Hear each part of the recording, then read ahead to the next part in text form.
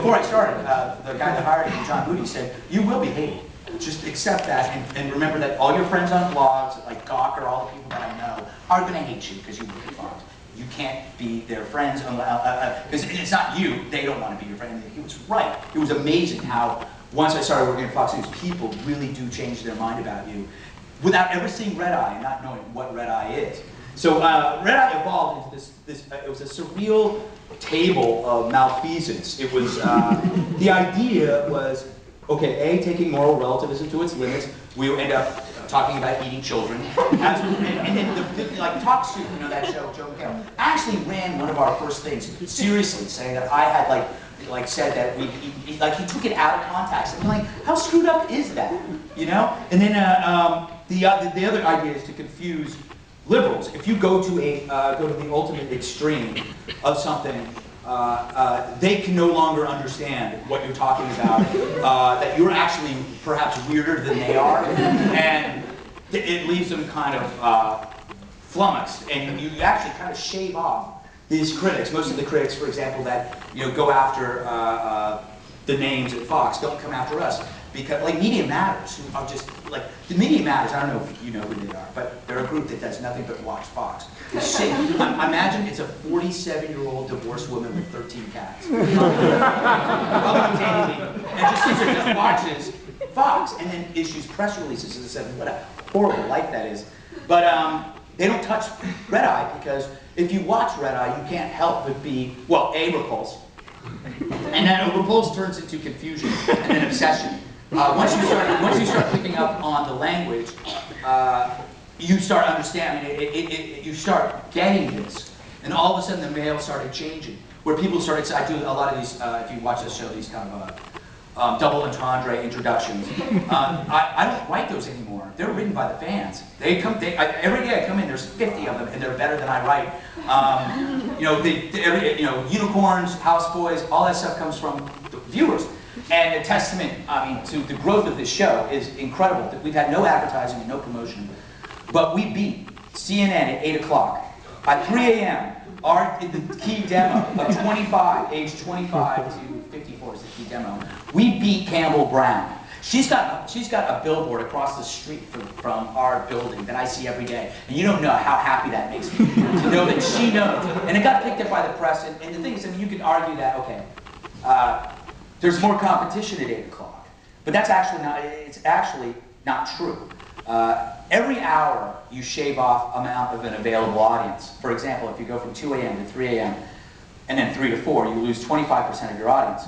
Our numbers go up with the audience getting smaller, and that is just unheard of. Since I guess the beginning of the summer, our numbers were up 30% overall, 50% of the demo.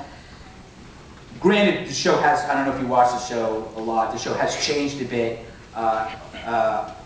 I realize that some of the things that I do turn off new viewers because they just don't understand why am I drawing a unicorn. And so it's like, I really don't need to draw unicorns anymore.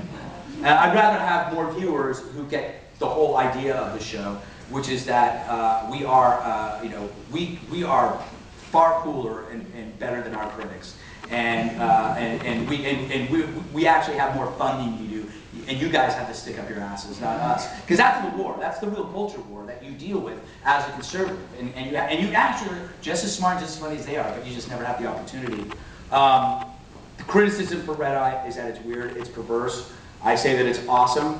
I get letters about the gay innuendos. I say you got to get over that. That was the criticism I got a lot when I first started working. I don't see it as an innuendo. It's just there. There's no innuendo at all. We're not suggesting, we're actually saying it. And that brings out a lot of homophobia among the left. And that's what you really want. You want to expose the left more than you expose the right. Generally on the show, we talk about the issues. I talk a lot about race because I think it's time to basically accuse everyone of racism, because that's what's happening now. And every day now, it's racism, this, racism, that. So now I end my Gregologs with, you're probably a racist if you disagree with me. I used to say you were worse than Hitler, but now being a racist is actually now worse than being a Nazi, so you might as well. I talk a lot lot about global warming because I believe that, and you know, I'm not a scientist, but 99% of the people talking about this crap aren't either. And I'm trying to read about it, and I know that a lot of this money that we're going to spend is based on hypothetical stuff and fundamentally anti-human. A lot of this stuff is putting the planet before people, and you don't have to. And Gore is a perfect example of somebody who, as he reaches the size of a planet, can identify with. We talked a lot about media bias. I look at how the press covers the WTO protesters as romantic and interesting, and as the Tea Party people as racist and rednecks. But my argument always is, you know, those Tea Party things and the whatever those, what was the other thing that was going on, the healthcare reform. You look at it, it's like a picnic. These people don't throw chairs through windows because they probably own the chair. Or they own the window. Those are the people that should be protesting, frankly, people, small business owners. My friends in New York, I mean, that's where you get a lot of complaints. How tough is it to start a business? Should you start a business? And that's one thing that Obama doesn't talk about. These things, you know, you got to talk about initiative, people going out there and creating things. In the end, I'm almost done. I have a card here that says Keys to Success. I think maybe I might have taken a Dale Carnegie course. The keys to success are play the fool, which keeps the enemies off balance, have fun, laugh at your adversaries.